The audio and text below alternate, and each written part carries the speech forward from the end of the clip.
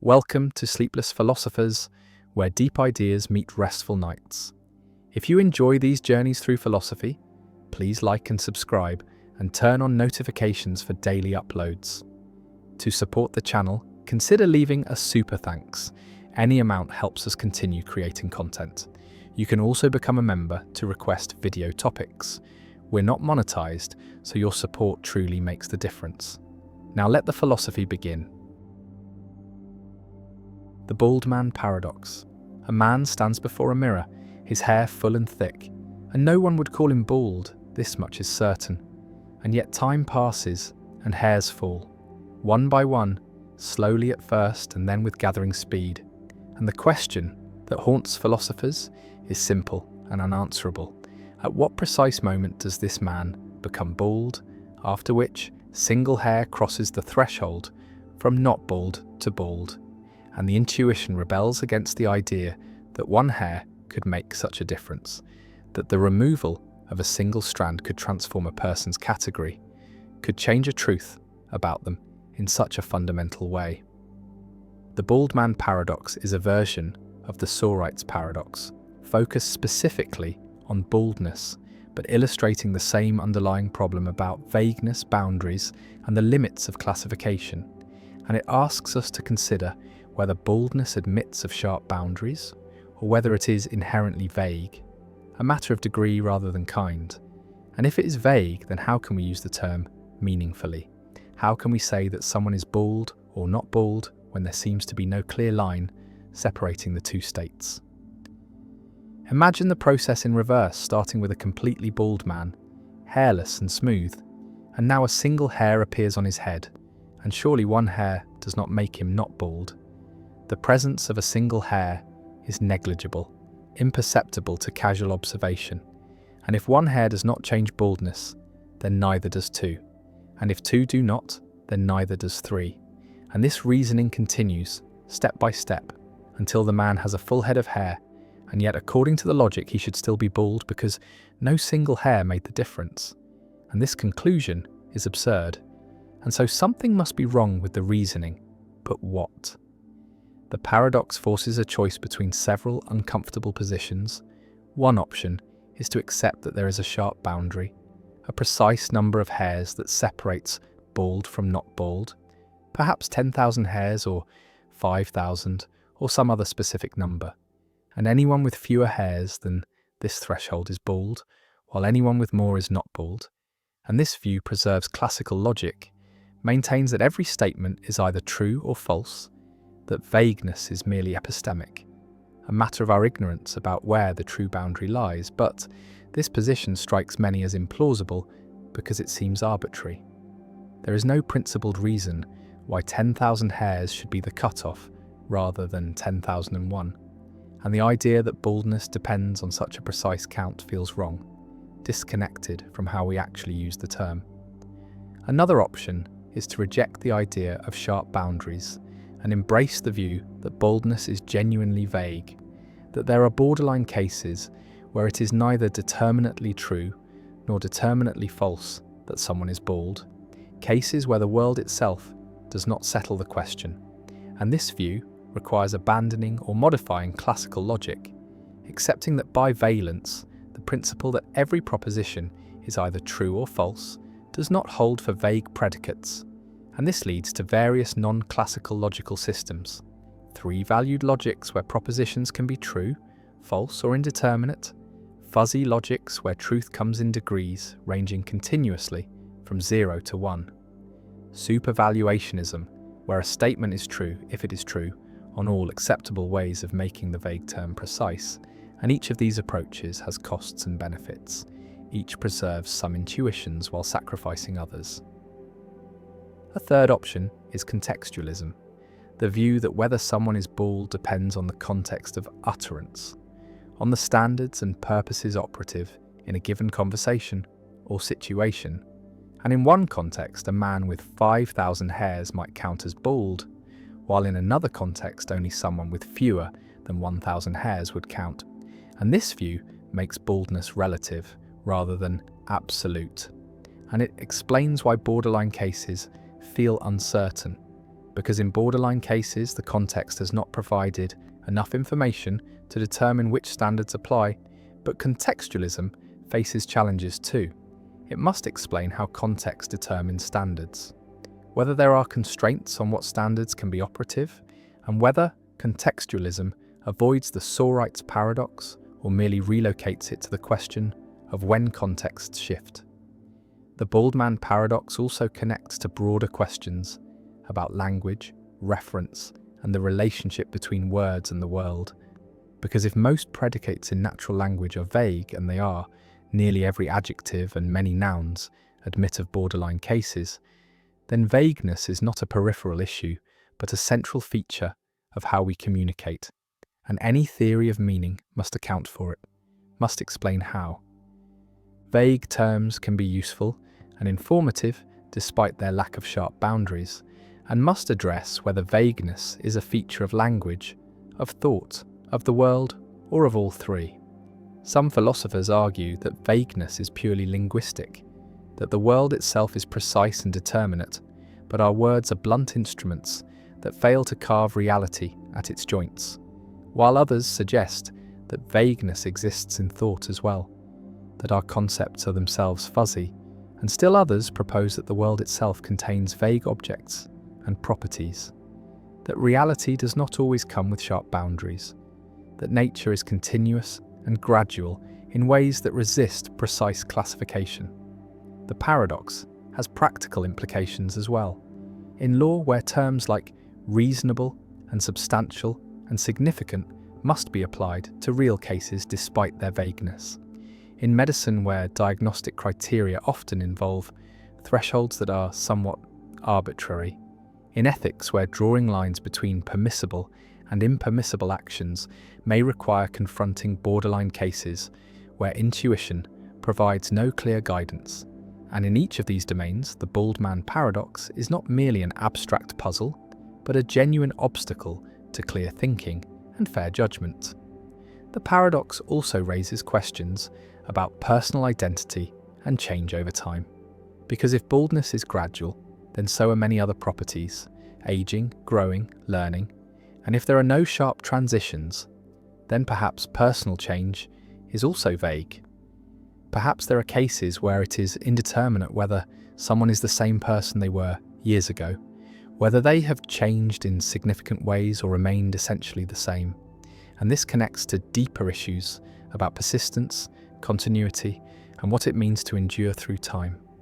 The bald man stands as a symbol of all borderline cases, all situations where reality resists the either-or structure of classical logic, where predicates fade gradually from clear application to clear non-application, passing through a twilight zone where truth becomes uncertain.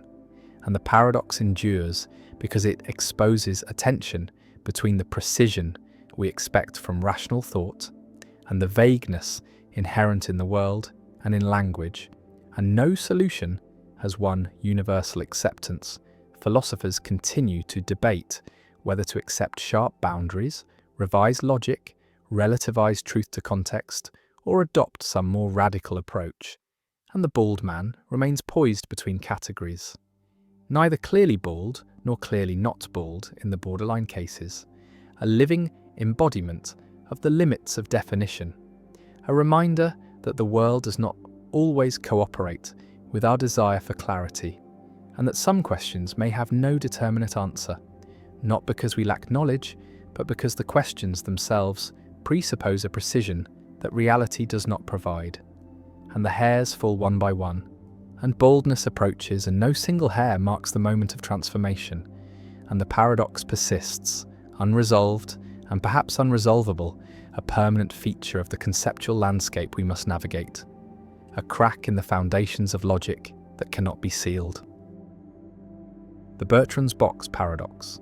3 identical boxes sit before you, each containing 2 coins. The first box contains 2 gold coins, the second box contains 2 silver coins, and the third box contains 1 gold coin and 1 silver coin. And you cannot see inside the boxes, cannot distinguish them from the outside. And a box is chosen at random and opened, and 1 coin is drawn from it, also at random. and the coin turns out to be gold. And now a question is posed that seems simple, but leads to surprising confusion. What is the probability that the other coin in the same box is also gold? And the intuitive answer that most people give is 1/2, reasoning that since the drawn coin is gold, the box cannot be the one with 2 silver coins. So it must be either the box with 2 gold coins or the box with 1 gold and 1 silver. And these 2 possibilities seem equally likely, and so the probability that the other coin is gold should be 1/2. But this reasoning is wrong. The correct answer is 2/3, and this is Bertrand's box paradox, named after Joseph Bertrand, who presented it in 1889, a puzzle in conditional probability that reveals how easily intuition misleads when reasoning about random processes and conditional information. The error in the intuitive reasoning lies in treating the 2 remaining boxes as equally likely, but they are not, because the probability calculation must account for how the gold coin was observed, must condition not just on which box was chosen, but on which coin was drawn. And the key insight is that there are 3 gold coins in total, 2 in the first box and 1 in the third box, and the drawn coin is equally likely to be any of these 3. And if the drawn coin is one of the 2 from the first box, then the other coin in the same box is also gold, while if the drawn coin is the one from the third box, then the other coin is silver. And since 2 of the 3 equally likely possibilities lead to the other coin being gold, the probability is 2/3, not 1/2. Another way to see the solution is to consider all possible outcomes. There are 6 coins in total, labelled gold 1 and gold 2 in the first box, silver 1 and silver 2 in the second box, and gold 3 and silver 3 in the third box, and each coin is equally likely to be the one drawn. And we're told that a gold coin was drawn, which eliminates silver 1, silver 2 and silver 3, leaving gold 1, gold 2 and gold 3 as equally probable. And if gold 1 was drawn, then the other coin in the same box is gold 2. If gold 2 was drawn, then the other coin is gold 1. And if gold 3 was drawn, then the other coin is silver 3. And so in 2 of the 3 cases, the other coin is gold, giving a probability of 2/3. The Bertrand box paradox is structurally similar to other probability puzzles, like the Monty Hall problem and the 3 prisoners problem, where conditioning on partial information updates probabilities in non-obvious ways, where the process by which information is revealed matters as much as the content of the information, and where naive intuition fails to properly account for the structure of the problem. And the paradox illustrates the importance of specifying the sample space carefully, of identifying all possible outcomes and their probabilities, and of using Bayes' theorem or other formal tools to update probabilities rather than relying on informal reasoning. The paradox also raises questions about the reference class problem, about which population of events the observed outcome should be considered a member of, because the intuitive error involves thinking of the outcome as selecting a box type, either 2 gold or mixed, rather than selecting a particular coin. And this shift in reference class changes the probabilities, and the correct solution requires identifying the right reference class, the set of all coins that could have been drawn, and calculating probabilities relative to that set. Bertrand's box paradox has pedagogical value. It is often used in teaching probability to illustrate conditional probability, to show how careful reasoning differs from intuitive judgment, and to demonstrate the value of systematic methods like constructing probability trees or using Bayes' theorem. And students who understand the paradox gain insight into a common class of errors that arise from failing to properly condition on all relevant information, from treating distinct events as equiprobable when they are not, and from confusing the probability of a hypothesis given evidence with the probability of evidence given a hypothesis. The paradox also appears in variations, sometimes with coloured balls instead of coins, sometimes with different numbers of boxes or different distributions, and each. Variation tests slightly different aspects of probabilistic reasoning, but the core lesson remains the same, that conditional probabilities must be calculated carefully, that intuition is unreliable, and that formal methods are necessary to avoid systematic errors. And the paradox connects to real-world situations where similar reasoning is required. Medical diagnosis, where symptoms must be interpreted in light of disease prevalence and test reliability, legal reasoning, where evidence must be weighed in light of prior probabilities and alternative explanations, and machine learning, where classifiers must be trained to properly account for base rates and conditional dependencies. The boxes sit on the table, indistinguishable from the outside. The gold coin gleams in your hand, and the question hangs in the air: what is the probability that the other coin is also gold? And the answer, 2/3, contradicts the intuitive 1/2. And the gap between intuition and mathematics reveals something about how we reason about chance, about how we estimate probabilities, about how we update beliefs in light of evidence. And the Bertrand box paradox remains a touchstone, a simple puzzle with a surprising answer, a demonstration that probability is subtle, that conditioning changes things in non-obvious ways, and that even questions that seem straightforward can hide complexity, can require careful analysis to answer correctly.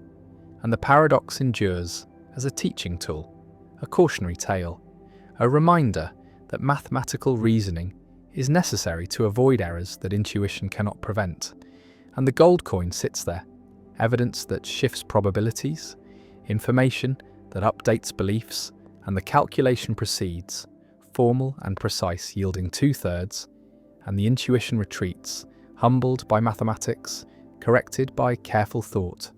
And the lesson is learned again, that probability is counterintuitive, that conditional reasoning is hard, and that paradoxes like Bertrand's box serve an essential function, exposing the gaps between how we think we reason and how we actually should reason, between the quick judgments of intuition and the slow calculations of mathematics.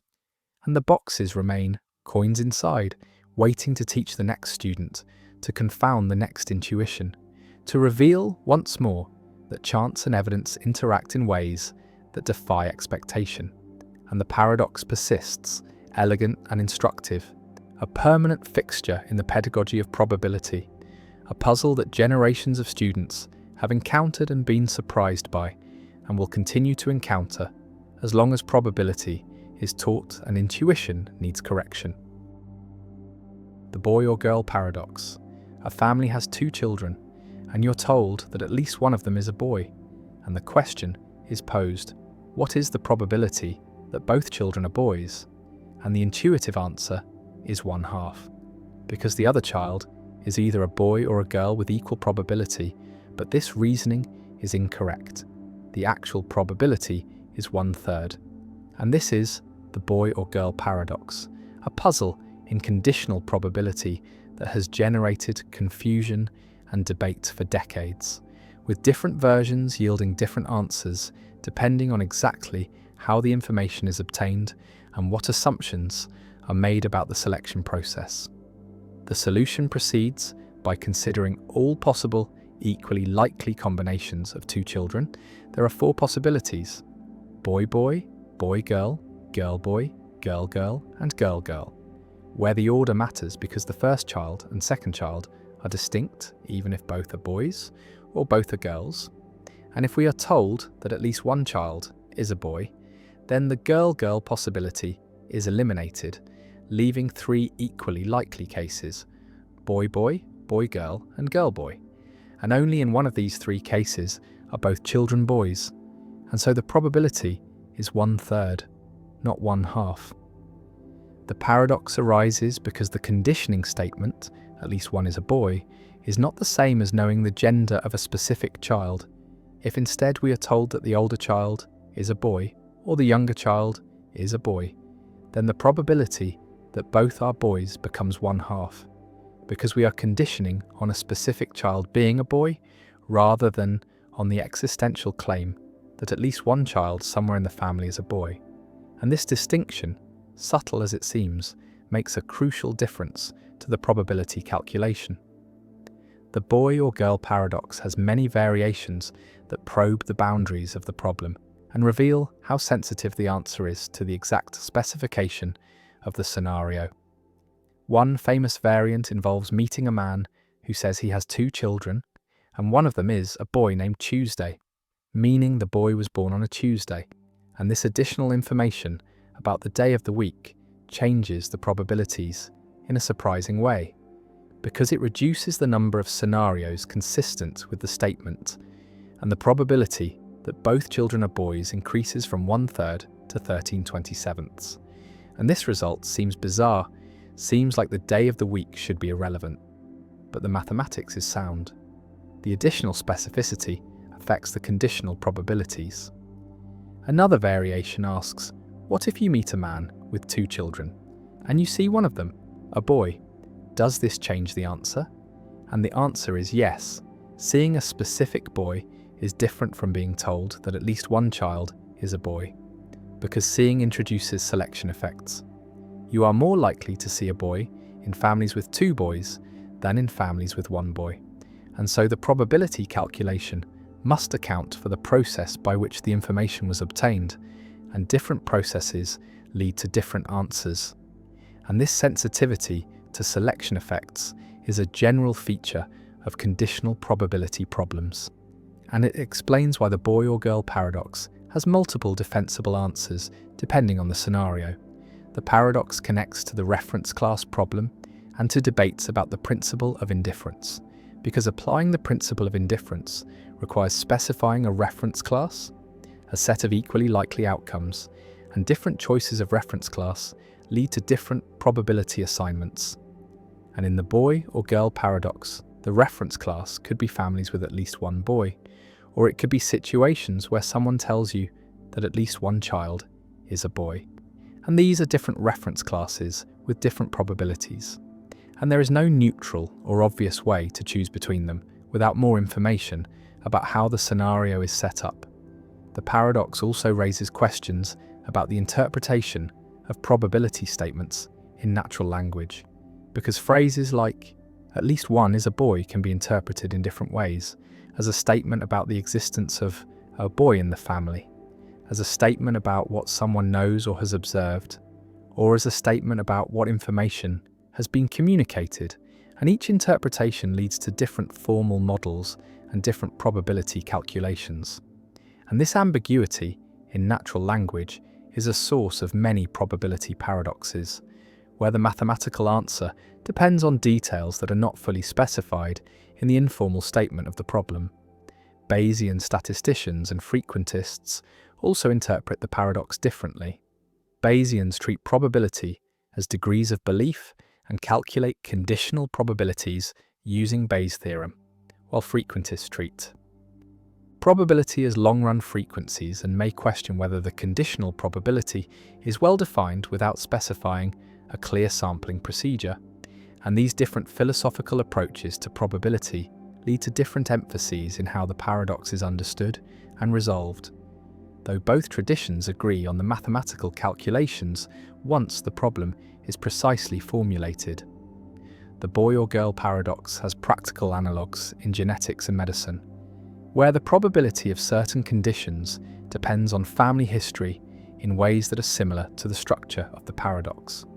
For instance, the probability that a family carries a recessive genetic trait depends on how many children are observed to have the trait, and the calculations must account for ascertainment bias, the fact that families are more likely to come to medical attention if they have affected children, and this bias affects the probability assessments in ways that parallel the selection effects in the boy or girl paradox. The family walks down the street, 2 children beside them, and you know that at least one is a boy, and the question remains, what is the probability that both are boys? And the answer depends on how you came to know this fact, on whether you asked about a specific child or about any child, on whether you saw a boy or were merely told that at least one exists, and each variation of the scenario changes the answer, shifts the probabilities, reveals that conditional probability is sensitive to context.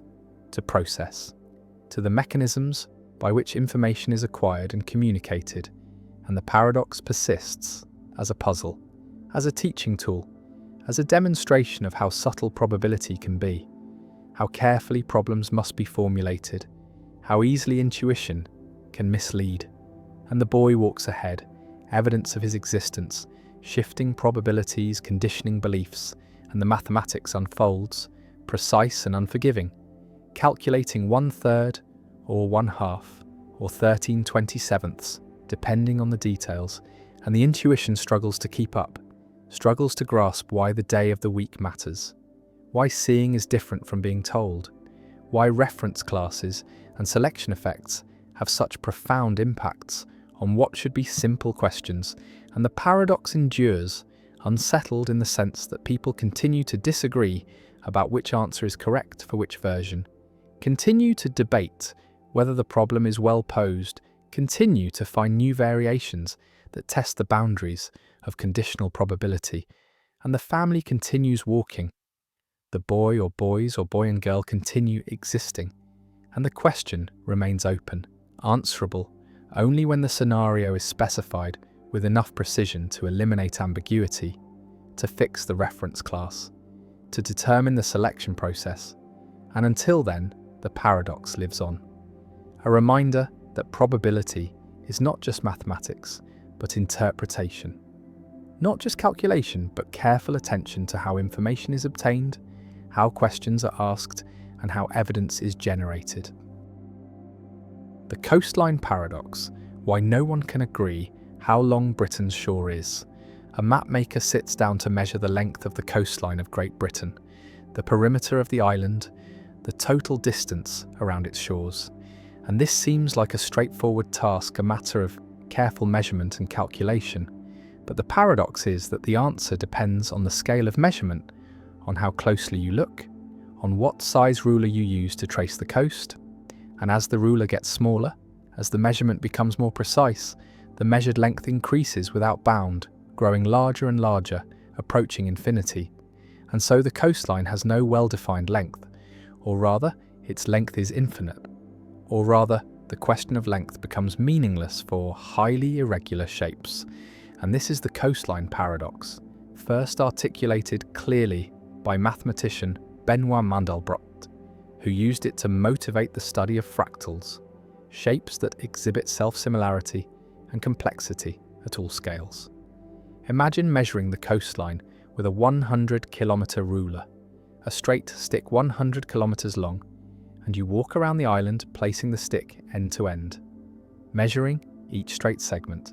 And when you reach the starting point, you add up all the segments and get a total length, perhaps 4,000 kilometres, and this seems like a reasonable measurement. But now imagine using a 10-kilometre ruler instead, a shorter stick. And because the ruler is shorter, it can follow the bends and curves of the coast more closely. It does not cut across bays and headlands, but traces around them. And when you complete the circuit, the total length is longer, perhaps 5,000 kilometres, because the shorter ruler captures more detail, more twists and turns, that the longer ruler missed. And now imagine using a 1-kilometre ruler, even shorter, and it follows the coast even more closely, entering smaller inlets, tracing around individual rocks and peninsulas, and the measured length increases again, perhaps to 7,000 kilometres. Continue this process using shorter and shorter rulers, a 100-metre ruler, a 10-metre ruler, a 1-metre ruler, and each time the measured length increases, because each shorter ruler reveals new details, new irregularities, new ins and outs that the previous ruler smoothed over, and the coastline is fractal-like, exhibiting structure at every scale.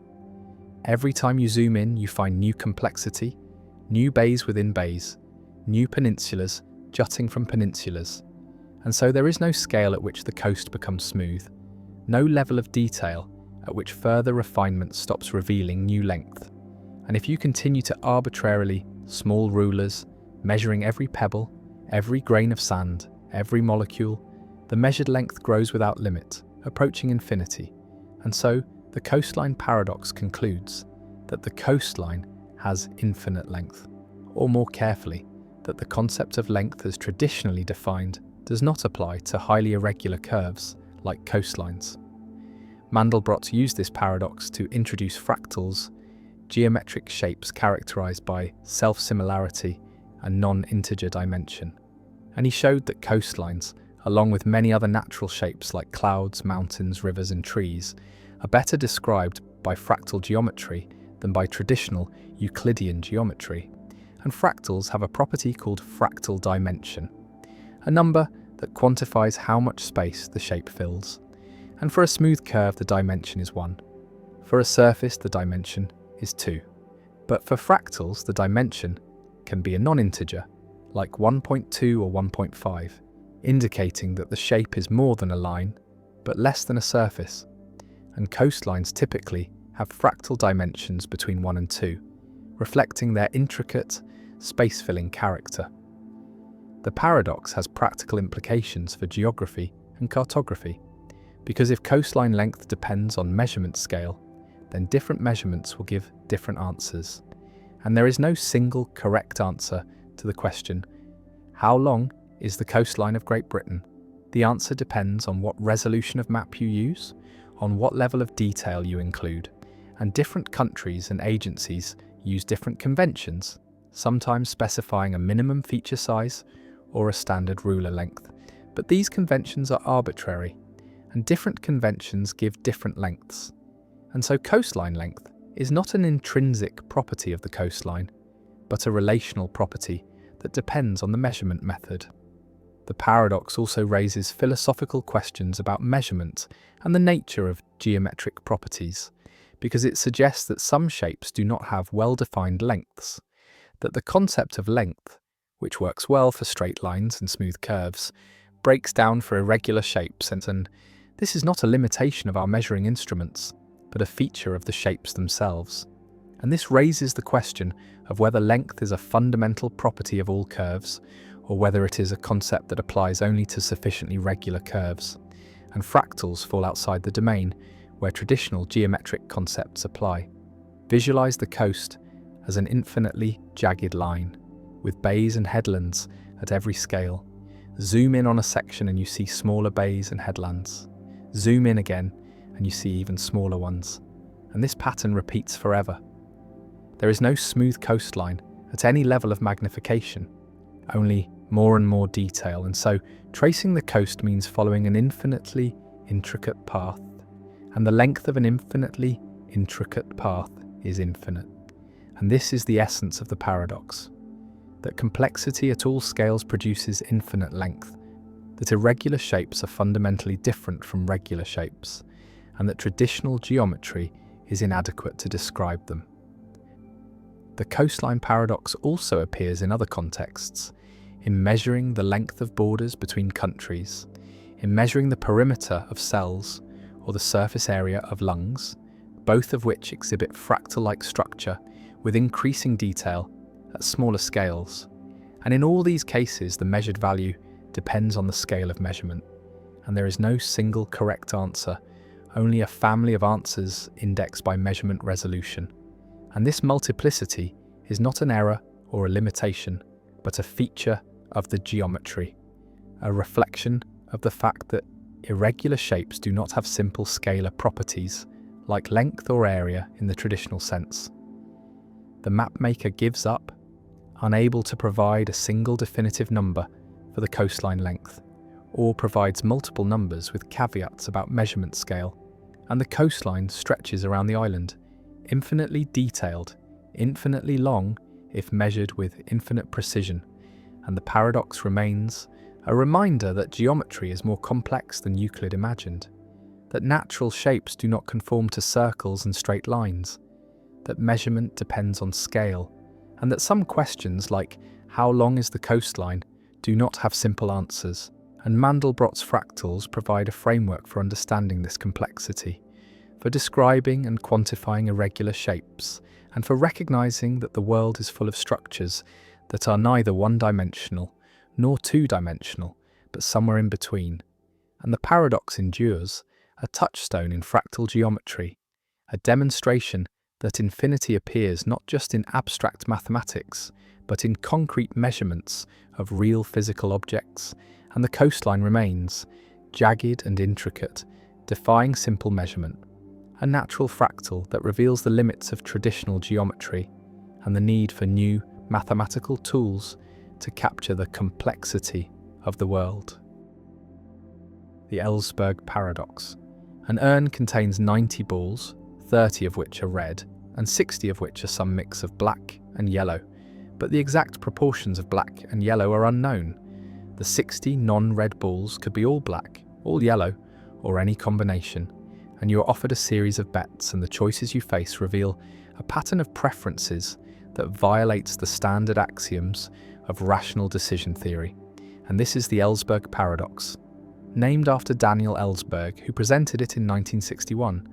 And the paradox demonstrates that people systematically prefer known probabilities to unknown probabilities, exhibiting what is called ambiguity aversion, a tendency to avoid situations where the probabilities are uncertain, and this preference pattern cannot be accommodated by expected utility theory, which requires that rational agents have well-defined subjective probabilities for all events and choose actions that maximize expected utility, calculated using these probabilities.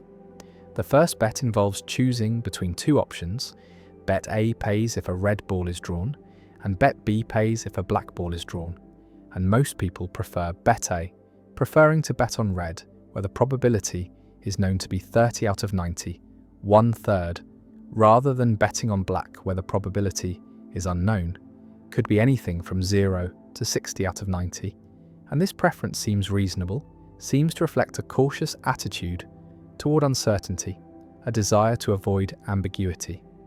The second bet offers a choice between bet C, which pays if a red or yellow ball is drawn, and bet D, which pays if a black or yellow ball is drawn, and most people prefer bet D, preferring to bet on black or yellow, where the combined probability is known to be 60 out of 90, 2/3, rather than betting on red or yellow, where the probability depends on the unknown proportion of yellow balls.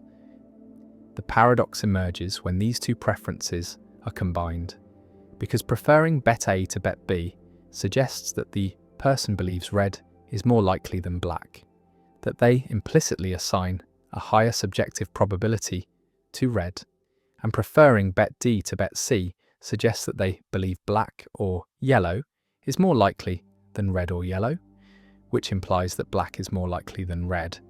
And these two beliefs are contradictory. If red is more likely than black, then red or yellow should be more likely than black or yellow, given that both involve adding the same unknown proportion of yellow. And so the preference pattern violates the sure thing principle, the axiom that if you prefer X to Y when some event E occurs, and you also prefer X to Y when E does not occur, then you should prefer X to Y unconditionally, regardless of whether you know whether E occurred. The Ellsberg paradox cannot be explained by standard subjective probability theory, because any consistent assignment of subjective probabilities to red, black, and yellow would make the preference for A over B incompatible with the preference for D over C. And so the pattern reveals that people do not have well-defined subjective probabilities for ambiguous events, or that they do not maximize expected utility using those probabilities, and instead they exhibit a preference for known over unknown probabilities, a violation of the completeness axiom of decision theory, which requires that agents must be able to compare all options and have a preference or be indifferent between them.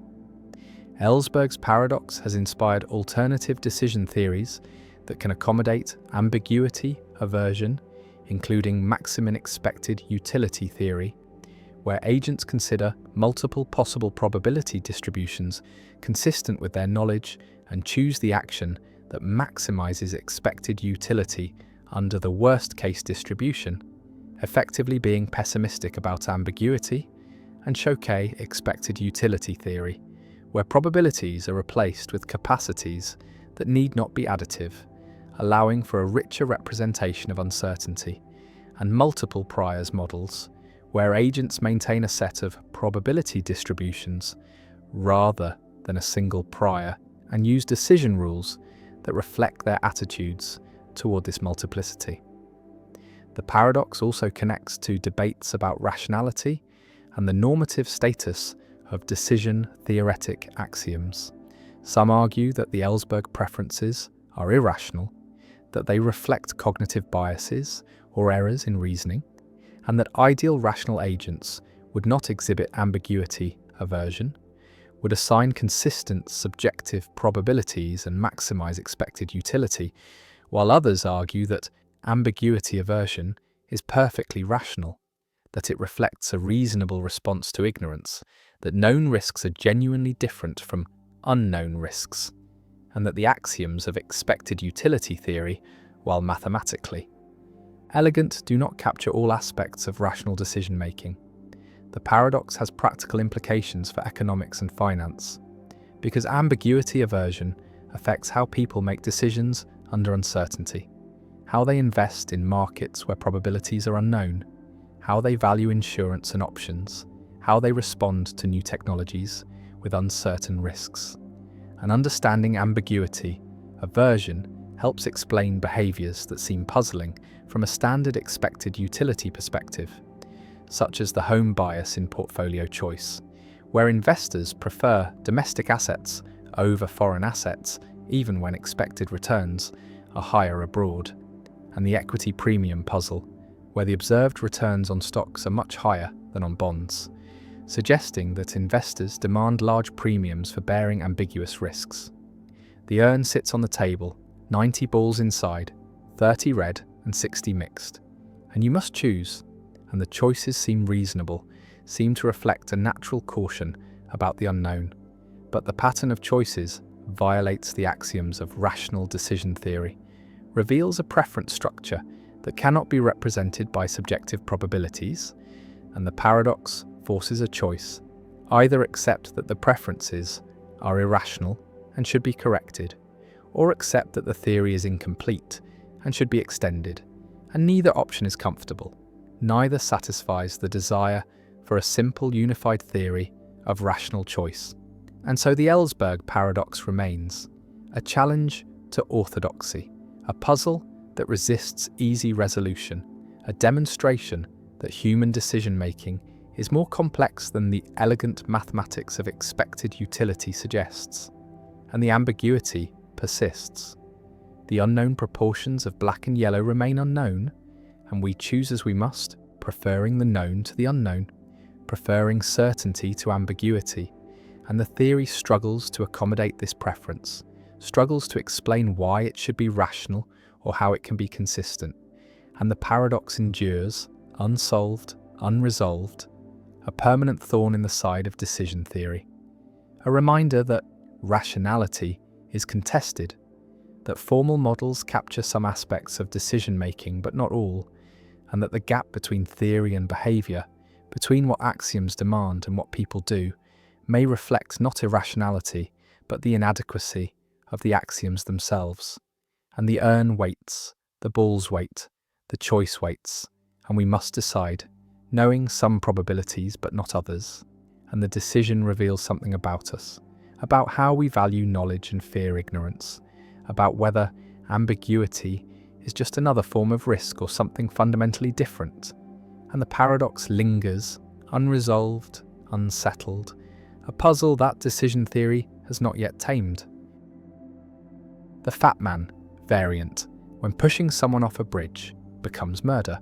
The runaway trolley races toward 5 people bound to the tracks, the same setup as before, but now there is no lever, no switch to pull, no way to divert the trolley onto another track, and you stand on a footbridge directly above the tracks, watching the trolley approach, and next to you stands a very large person, large enough and heavy enough that if they fell onto the tracks, their body would stop the trolley, would derail it or bring it to a halt, saving the 5 people below, but killing the large person instantly. And you could push this person, could place your hands on their back and shove them over the railing, and they would fall, and the trolley would stop, and 5 lives would be saved at the cost of 1. And the numbers are identical to the original trolley problem. 5 saved and 1 killed, but the method is different. And this difference makes most people recoil, makes them say no, I would not push, even though the consequence is the same as pulling the lever in the original case. And this asymmetry is the heart of the Fat Man variant, sometimes called the footbridge problem, a thought experiment that probes our moral intuitions about direct versus indirect harm, about using people as means versus affecting them as side effects, and about the limits of consequentialist reasoning. Imagine yourself on the bridge, the large person standing peacefully beside you, unaware of the danger below, and you know that pushing them will save 5 lives. The calculus is clear, 1 death versus 5 deaths, and if outcomes are all that matter, then pushing is required, is morally obligatory, is the obviously right choice. But your hands hesitate, your body resists, because pushing feels like murder, feels like killing, feels fundamentally wrong in a way that pulling a lever does not. And this feeling, this visceral moral reaction, reveals something about how we think about ethics, reveals that we distinguish between different ways of bringing about the same result, that the means matter, not just the ends, that how we save lives affects whether saving them is permissible.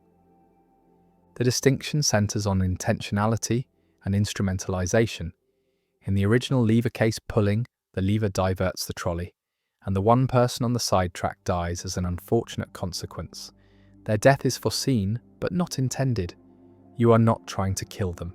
You are trying to redirect the trolley, and their presence on the track is almost incidental. If they were not there, the trolley would still be diverted and the 5 would still be saved, whereas in the Fat Man case, pushing the person is specifically intended to use their body as an obstruction. Their death is not a side effect, but the means by which the trolley is stopped. You are deliberately killing them to achieve your goal, and if by some miracle they survived the fall, the trolley would not be stopped and the 5 would not be saved. Their death is essential to your plan, is what you're aiming at. And this makes the act feel more like murder, more like treating a human being as a mere object, as a tool to be used and discarded. Kantian ethics formalizes this intuition through the principle that persons are ends in themselves and should never be treated merely as means. And pushing the large person treats them as a mere means, uses their body without their consent to achieve a goal, reduces them to an instrument. Whereas pulling the lever does not treat the one person on the sidetrack as a means. They are harmed as a side effect, but not used, not instrumentalized. And this distinction, Kantians argue, is morally crucial, marks the line between permissible and impermissible killing. And the Fat Man variant falls on the wrong side, is impermissible because it uses a person, violates their dignity, treats them as less than fully human. Consequentialists reject this reasoning, argue that the distinction between intended and foreseen harm is morally irrelevant, that what matters is the result, 5 lives saved and 1 life lost, and whether the one person is killed as a means or as a side effect makes no difference to the outcome, makes no difference to the people involved. The large person dies either way, the 5 people are saved either way, and refusing to push means accepting 5 deaths to avoid 1, means valuing squeamishness or abstract principles over actual lives. And this seems absurd, seems like letting moral theory override common sense. And consequentialists argue that in extreme cases, in genuine life or death dilemmas, the right action is the one that minimizes harm, maximizes welfare, saves the most lives. And any principle that forbids this is flawed, is giving too much weight to feelings and not enough to results. Visualize the large person standing on the bridge. They have thoughts, feelings, plans, loved ones, a life with value and meaning, and you're contemplating ending that life, snuffing it out. Not in self-defense, not as punishment, but as a tool to save others. And this feels different from pulling a lever. It feels more intimate, more violent, more like hands-on killing, and psychological research confirms this. People report stronger emotional reactions to the footbridge scenario, stronger activation of brain regions associated with personal moral judgment. And this emotional response is not irrational or mere squeamishness, but reflects deep moral intuitions about personal agency, about the wrongness of directly causing harm to an individual, about the sanctity of bodily autonomy. The Fat Man variant also raises questions about consent and voluntariness, because the large person has not volunteered to be sacrificed, has not consented to being used as a trolley stopper, and using their body without permission violates autonomy, violates the principle that competent adults have the right to control what happens to their own bodies. And this is true even if using them would save lives, even if the overall outcome would be better, because respecting autonomy means allowing people to refuse to help. Even when helping would be beneficial, means recognizing that people are not resources to be allocated for the greater good, but individuals with rights, with the right to say no, with the right not to be sacrificed against their will. Some philosophers have proposed intermediate cases to test the boundaries. Suppose the large person is standing on a trapdoor that you could open remotely, dropping them onto the tracks without physically touching them. Is this more like the lever case or more like the pushing case? Or suppose the large person is terminally ill and unconscious. Does this change the moral calculus? Does it make using them more permissible? Or suppose they have explicitly consented in advance to being used in such situations? Does consent eliminate the moral problem? And these variations probe the principles at stake, try to isolate what exactly makes the pushing wrong, whether it is the direct causation, the physical contact, the lack of consent, the instrumentalization, or some combination. And different moral theories give different answers, diagnose the wrongness differently, and the variant becomes a tool for testing ethical theories, for exposing their commitments and seeing where they lead. The footbridge stands above the tracks. The large person breathes beside you unaware. The trolley approaches and the 5 people below are oblivious to their doom. And you must decide, push or do not push, kill or let die, violate one person's rights, or allow 5 people to perish. And there is no time for lengthy deliberation, no time to consult ethicists or calculate utilities. Only a choice that will haunt you regardless. Because pushing means you killed someone, placed your hands on them, and ended their life. And not pushing means 5 people died who could have been saved. And either way, the weight is crushing. The responsibility immense, and the Fat Man variant offers no comfort, no resolution, only the stark presentation of a choice that reveals the limits of moral theory, the inadequacy of simple principles, the irreducible difficulty of cases where values conflict, where any action involves loss, and the problem remains, a thought experiment that disturbs, that challenges, that refuses to yield easy answers, and that reminds us that morality is not a puzzle with solutions, but a practice requiring wisdom, courage, and the willingness to live with choices that are never fully justified, never free of doubt, never untainted by the recognition that whatever we do, someone suffers, and we are responsible. The free rider problem: why nobody pays for what everyone wants. A community needs a public good, needs streetlights perhaps, or clean air or national defence, and this good has a special property. It is non-excludable. Once provided, it is available to everyone, regardless of whether they contributed to its provision, and it is non-rivalrous. One person's use does not reduce availability for others. And these properties create a problem, create incentives for free riding, for enjoying the benefits without bearing the costs, and each individual reasons that their contribution is small, is negligible, will not determine whether the good is provided, and so they can free ride, can enjoy the streetlights, whether they pay or not. And since paying is costly, and the good will be provided or not, regardless of their individual contribution, it is individually rational to free ride. And if everyone reasons this way, then no one contributes. The good is not provided, and everyone is worse off than if everyone had contributed. And this is the free rider problem, a fundamental challenge in public economics, a demonstration that voluntary provision of public goods is difficult, tends toward under-provision, and solving the problem requires mechanisms that make contribution individually rational, requires collective action, requires institutions that enable groups to provide goods that individuals cannot or will not provide voluntarily. And the free rider problem explains why governments exist, why taxation is necessary, why voluntary charity is insufficient for providing public goods. And the problem remains central to political philosophy, to debates about the role of government, to questions about when collective coercion is justified.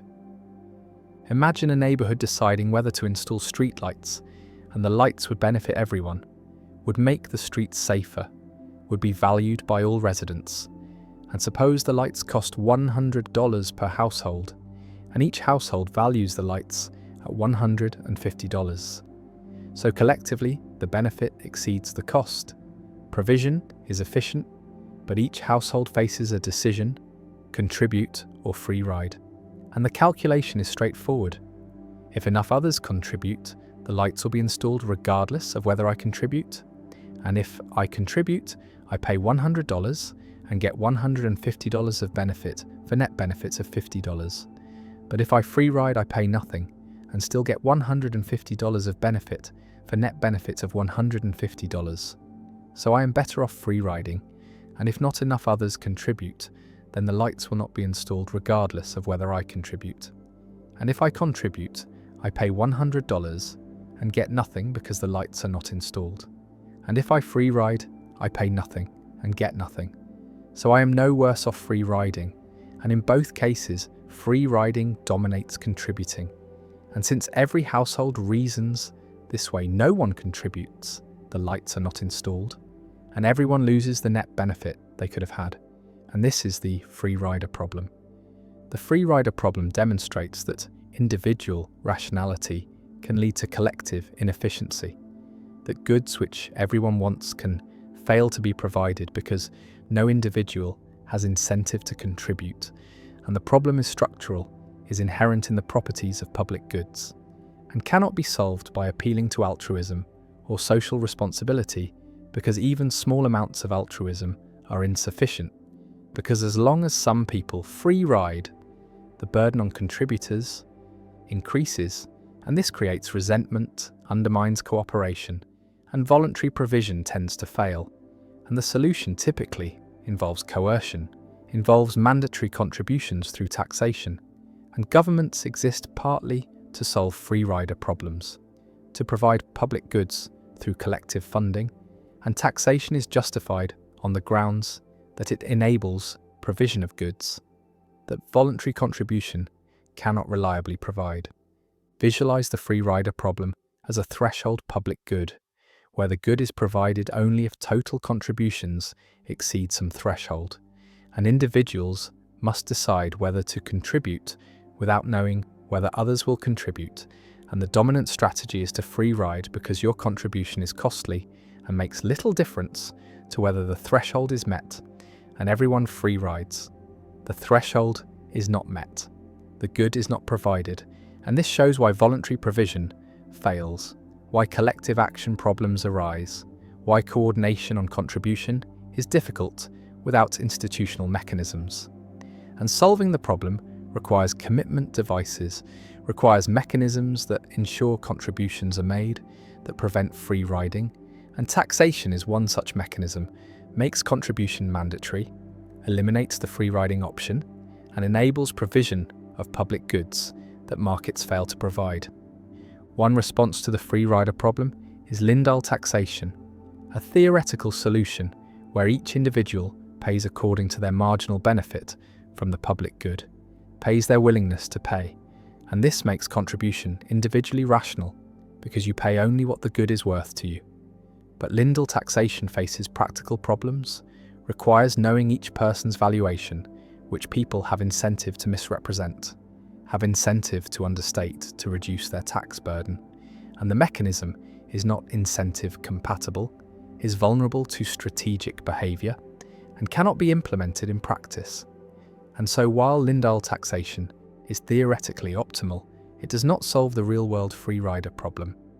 Another response is assurance contracts, where contributions are collected conditionally, are returned if the threshold is not met. And this solves one problem with voluntary provision, eliminates the risk of contributing without the good being provided.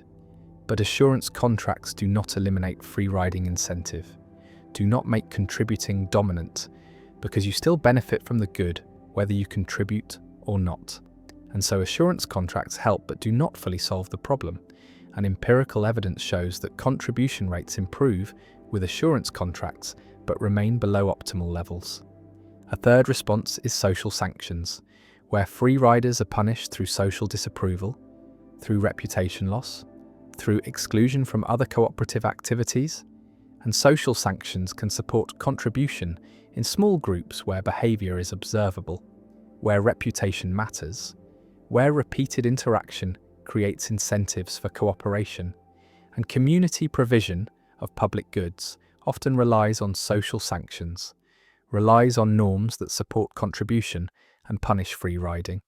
And these mechanisms can be effective in tight-knit communities but are less effective in large anonymous societies where behaviour is hard to observe and reputation effects are weak.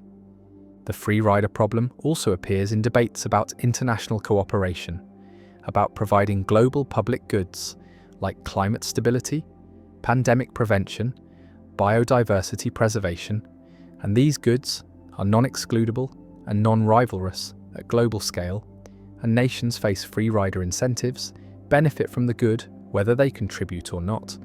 And this makes international cooperation difficult, makes agreements fragile, and nations have incentive to free ride, to benefit from others' contributions while minimizing their own. And solving global free rider problems requires international institutions, requires mechanisms for monitoring and enforcement, requires ways to make contribution individually rational for nations. And the difficulty of achieving such cooperation explains why global public goods are underprovided, why climate change proceeds despite universal acknowledgement of its dangers, why pandemic preparedness is inadequate despite obvious benefits. The problem also raises philosophical questions about political obligation, about whether citizens have duties to support public goods, whether taxation is legitimate coercion or justified contribution, and libertarians argue that taxation for public goods is problematic, violates individual rights, and anarcho-capitalists argue that even genuine public goods should be provided voluntarily or not at all, while social democrats argue that taxation is justified to solve collective action problems, is necessary for provision of goods that voluntary mechanisms cannot reliably provide, and the debate turns on whether the free rider problem justifies coercion, whether preventing free riding is sufficient reason to impose mandatory contributions, and different political philosophies answer differently. Some argue that the free rider problem is overstated, that voluntary provision is more successful than theory predicts, that people do contribute to public goods despite free rider incentives. And empirical evidence supports this, shows that people do contribute voluntarily to charities, to public radio, to open source software, and contribution rates exceed zero even when free riding is possible. And this suggests that people are not purely self-interested, have preferences for fairness, for contributing to collective goods, for avoiding being seen as free riders, and behavioral economics explains these patterns through social preferences, through conditional cooperation, through warm glow effects from giving, and while voluntary provision remains below optimal levels, it is not zero, and this shows that humans are more cooperative than pure economic theory predicts. But it does not eliminate the free rider problem, does not make voluntary provision reliably sufficient, and government provision remains necessary for most public goods. The streetlights remain dark, the clean air remains polluted, the defence remains unprovided, and everyone wishes for the public good, but no one contributes. Everyone free rides, everyone waits for others to pay, and the good is not provided, and the free rider problem persists as one of the fundamental challenges in political economy, remains a justification for government, remains a reason why taxation exists, why collective provision is necessary, and the problem shows that markets fail for public goods, that voluntary mechanisms are insufficient, that individual rationality leads to collective inefficiency, and solving the problem requires institutions, requires mechanisms that make contribution mandatory or that change incentives to make contribution rational, and without such mechanisms, public goods are underprovided. Remain goods that everyone wants but nobody provides, and the free rider problem endures. The grandfather paradox. Time travel has long been a staple of science fiction, a dream of visiting the past or glimpsing the future. But woven into this fantasy is a logical nightmare that has haunted physicists and philosophers alike. And this is the grandfather paradox, a thought experiment that questions whether travelling backward in time could ever be possible without creating contradictions that tear reality apart. Imagine a person who builds a time machine and travels back to a point before their own birth, and while in the past this person encounters their grandfather as a young man, before he has met the traveller's grandmother, before any children have been conceived, and in a moment of recklessness or malice or accident, the time traveller kills their grandfather. The question that follows is immediate and devastating. If the grandfather dies before fathering any children, then the time traveller's parent is never born. And if the parent is never born, then the time traveller is never born. And if the time traveller is never born, then no one travels back in time to kill the grandfather, which means the grandfather lives, which means the parent is born, which means the time traveller is born, which means someone does travel back in time to kill the grandfather, and the loop closes, a perfect circle of cause and effect that devours itself. The paradox suggests that backward time travel, if possible, would permit changes to the past that erase their own causes, creating logical contradictions that seem to violate the basic structure of causality, the idea that causes precede effects, that events unfold in a coherent sequence rather than collapsing into impossible tangles. Some physicists argue that the paradox proves time travel to the past is impossible, that the laws of physics must somehow prevent any action that would create a causal loop or alter history in a way that leads to contradiction. And this idea is formalized in the Novikov self-consistency principle, which states that if time travel is possible, then only self-consistent timelines can occur, meaning the time traveler would find themselves unable to kill their grandfather. No matter how hard they tried, the gun would jam, the traveler would hesitate, something would always intervene to preserve consistency. Others propose the many worlds interpretation, suggesting that when the time traveler kills their grandfather, they create a branching timeline, a parallel universe where the grandfather dies and the traveler is never born in that branch, while in the original timeline, everything continues as before. And so no true paradox arises because the timelines never contradict each other. They simply diverge. Still others embrace the idea that time is not a single linear path, but a more complex structure, a block universe where past, present, and future all exist simultaneously, and where time travel is simply movement through a fixed four-dimensional landscape. And in such a universe, the grandfather was always killed by the time traveler. The timeline was always that way. There is no changing of history because history is immutable. All events, including the time travel, are already written into the fabric of space-time. The paradox also raises questions about identity and causation, about what it means to exist, about whether effects can precede their causes, and whether the universe permits contradictions or whether reality itself enforces logical consistency as a fundamental law. The grandfather paradox remains one of the most vivid illustrations of the conceptual challenges posed by backward causation, a puzzle that blends physics with metaphysics, science with philosophy, and that forces anyone dreaming of time travel to confront the possibility that the past, once written, cannot be rewritten without unraveling the very threads that make existence coherent. The hedonistic paradox: why chasing happiness makes you miserable. Happiness is what everyone wants: pleasure and contentment and satisfaction, the good feelings that make life worth living. And hedonism is the philosophy that says pleasure is the highest good, that we should pursue happiness and avoid pain, that maximizing pleasant experiences is the rational goal of life. And this seems straightforward, seems like obvious common sense. Who would argue against seeking happiness? And yet a strange paradox emerges.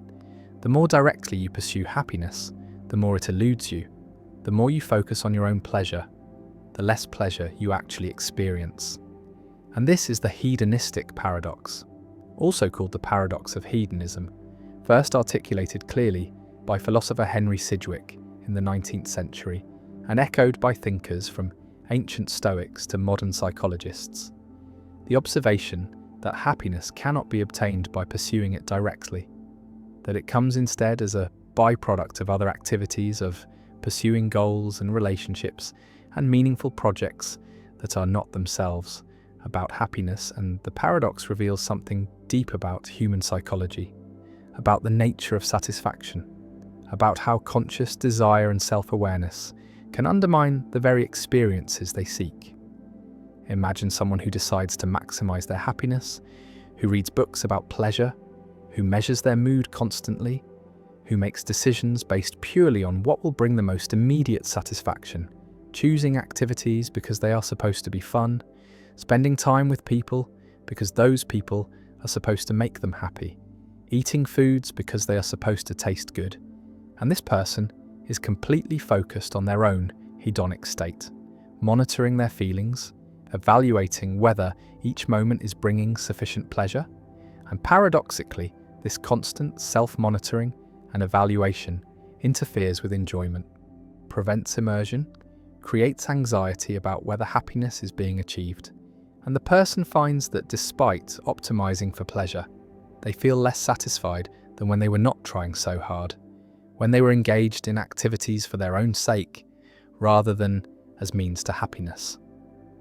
The paradox operates through several mechanisms. One is self-consciousness. When you're focused on your own experience, watching yourself to see if you're happy, you cannot be fully present in the moment, cannot lose yourself in an activity. And this divided attention, this standing outside yourself observing, prevents the flow states and deep engagement that actually produce lasting satisfaction. Like trying to fall asleep by focusing intently on falling asleep, the effort itself becomes an obstacle, creates tension that prevents the desired state. And the same applies to pleasure. The monitoring prevents the experience. Another mechanism is adaptation and expectation. When happiness becomes the explicit goal, expectations rise. And when expectations rise, satisfaction falls. Because satisfaction depends not just on absolute pleasure, but on the gap between expectation and reality. And someone who expects to be happy all the time, who demands high levels of pleasure, will be disappointed by ordinary experiences that might have been satisfying without the inflated expectations. And so the pursuit of happiness creates conditions that make happiness harder to achieve.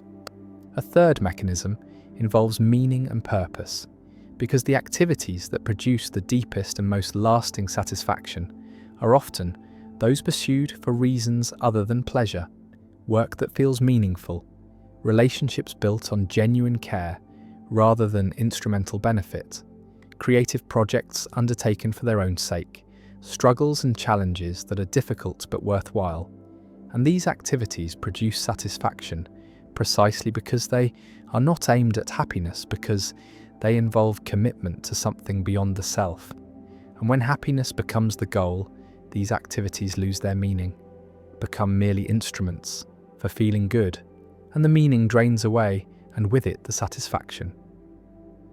Visualize a person at a party who is there solely to have a good time, who evaluates every conversation by whether it is making them happy, who moves from group to group seeking the optimal pleasure, and compare this to someone who is genuinely interested in the people they meet, who engages with conversations because the topics matter, who is fully present rather than constantly evaluating. And the second person, paradoxically, has a better time. experiences more pleasure, not because they were aiming for it, but because they were aiming at something else, at connection, at understanding, at engagement. The ancient Stoics recognized this paradox, argued that pursuing pleasure directly leads to disappointment and suffering, that the wise person should instead focus on virtue, on living according to nature, on accepting what happens with equanimity. And happiness emerges as a consequence of wisdom and virtue rather than as a direct goal. And the Stoics were hedonism's critics, argued that pleasure is too unreliable, too fleeting, too dependent on external circumstances to be a good foundation for life. And the hedonistic paradox supports this critique, shows that even on hedonism's own terms, even accepting that pleasure is what we ultimately want, the direct pursuit of pleasure is self-defeating. John Stuart Mill, himself a utilitarian who believed in maximizing happiness, acknowledged the paradox and distinguished between higher and lower pleasures, suggesting that the deepest satisfaction comes from intellectual and moral activities rather than from sensory gratification, and that a life spent chasing immediate sensory pleasure is less happy than a life devoted to knowledge, virtue, and meaningful relationships, even if the latter involves more difficulty and occasional pain. Modern psychology has confirmed the hedonistic paradox. Through empirical research, studies show that people who explicitly prioritize happiness report lower life satisfaction than those who prioritize other values like meaning, relationships, or personal growth. That people who pursue pleasure for its own sake experience more depression and anxiety. That flow states and peak experiences occur when people are absorbed in challenging activities, not when they are relaxing or seeking pleasure directly, and that the happiest societies are not those where people pursue individual happiness most intensely, but those where people are embedded in strong communities and engaged in collective projects that transcend individual pleasure. The paradox also appears in consumer culture, where advertising promises happiness through products, through purchases, through experiences designed to deliver pleasure. And people chase these promises, buying things they do not need, pursuing lifestyles marketed as paths to satisfaction, and finding that the purchases bring momentary pleasure followed by adaptation and renewed dissatisfaction.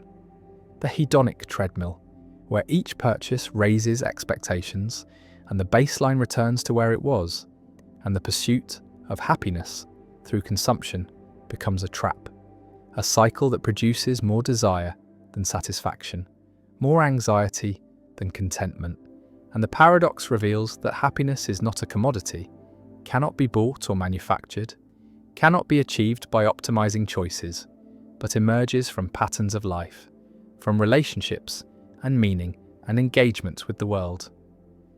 Some philosophers have argued that the hedonistic paradox refutes hedonism entirely, shows that pleasure cannot be the ultimate good because it cannot be achieved by aiming at it, that any theory of value must accommodate the fact that some goods are essentially byproducts, cannot be attained through direct pursuit, and this points toward alternative theories like virtue ethics, where the goal is to develop character traits and live well, rather than to maximize pleasant experiences, or like existentialism, where the goal is authenticity and creating meaning rather than achieving happiness.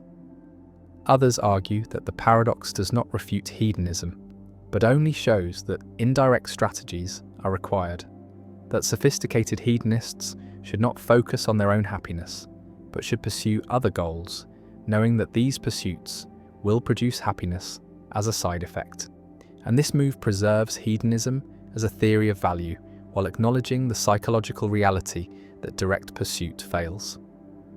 The person sits alone, measuring their happiness on a scale from 1 to 10, recording their mood, planning activities to maximize pleasure, and the numbers are disappointing, the satisfaction elusive, and slowly the realization dawns that the pursuit itself is the problem, that happiness was never meant to be a target but a byproduct, that the good life is not found by seeking it, but by living it, by engaging with the world, by caring about things beyond oneself, by accepting that some suffering is inevitable, and some pleasures are fleeting, and that meaning is more important than happiness anyway.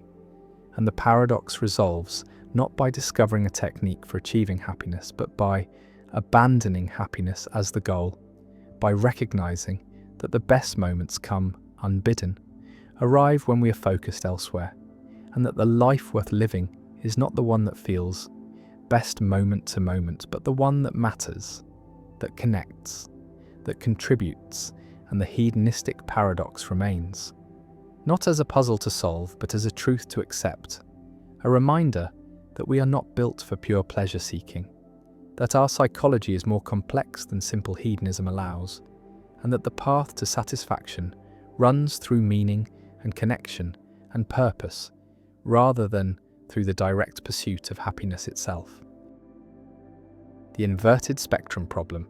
What if your red looks like my blue? Two people stand before a ripe tomato, and both say the tomato is red. Both use the word correctly. Both learned colour terms in the same way, by being shown red objects and hearing the word red. And their colour vision is normal. Their eyes and brains function identically. And yet the question arises, do they see the same colour? Does the tomato produce the same subjective experience in both? Or could it be that what one person experiences as red, the other experiences as blue? That their colour experiences are inverted, their spectrums reversed, and yet because they learned language the same way, because red things produce the same relative patterns, they both call the same things red, and have no way of discovering that their experiences differ. And this is the inverted spectrum problem, a thought experiment that has troubled philosophers since Locke, a puzzle about whether subjective experiences are private, whether they could differ between people in ways that behavioural and physical evidence cannot detect, and whether such differences would matter, whether they would mean anything if they are undetectable in principle. Imagine spectrum inversion more precisely. Person A sees red things as having the experience that person B has when seeing blue things, and person A sees blue things as having the experience person B has when seeing red, and this inversion is systematic, extends across the entire spectrum. Green is inverted with purple, orange with indigo, and so on. And both people learned colour words by associating them with the experiences they actually have. So person A learned to call things red that produce the blue experience, and person B learned to call things red that produce the red experience, and their language use is identical, their behaviour indistinguishable, and the inversion is undetectable from the outside, cannot be discovered through any behavioural test, through any physical measurement, through any scientific investigation, because all the objective facts are the same, only the subjective experiences differ. The inverted spectrum problem raises questions about the privacy of qualia, about whether subjective experiences are essentially first personal, accessible only to the person having them, and if spectrum inversion is possible, then qualia are private, are not reducible to anything public or objective, because two people with inverted spectrums have different qualia despite having identical physical states and identical behaviours. And this challenges functionalism, challenges the view that mental states are defined by their functional roles, by their patterns of causes and effects, because inverted spectrums have the same functional roles, but different experiential qualities, and so functional role does not determine qualia, does not exhaust the nature of conscious experience. Visualize the problem as a question about the relationship between physical processes and subjective experience. The same physical processes, the same wavelengths of light, the same retinal responses, the same neural firings produce different experiences in inverted people, red experience versus blue experience. And this suggests that experience is not determined by physical processes alone, that there is something additional, something that could vary even when physical processes are fixed. And this something is what philosophers call qualia. the intrinsic experiential qualities of mental states. The what, it is likeness, and the inverted spectrum problem shows, or claims to show, that qualia are real, are distinct from physical and functional properties, are private and subjective. One response to the inverted spectrum problem denies that spectrum inversion is possible, argues that colour experiences are tied to their functional roles, to how they affect behaviour and other mental states, and systematic inversion would require inverting all these connections, would require changing not just colour experiences, but all the associations and reactions and emotions connected to colours. And once all these changes are made, the supposedly inverted person no longer has genuinely inverted experiences, but has the same experiences in a different functional network. And genuine inversion, preserving all functional roles while changing only qualia, is impossible, is incoherent, and the thought experiment fails because it describes an impossible scenario. Another response accepts that spectrum inversion is possible, but argues that it does not threaten functionalism or physicalism, because if inversion is undetectable in principle, then it is not a real difference, not a difference that matters, and science is concerned with objective differences, with differences that make a difference to behaviour or physical processes, and subjective differences that have no objective manifestation are not the kind of things science needs to explain, are not part of the natural world that science investigates. And so the inverted spectrum problem, even if it shows that qualia are private, does not show that they are non-physical, only that they are aspects of physical states that science does not need to characterize in its theories.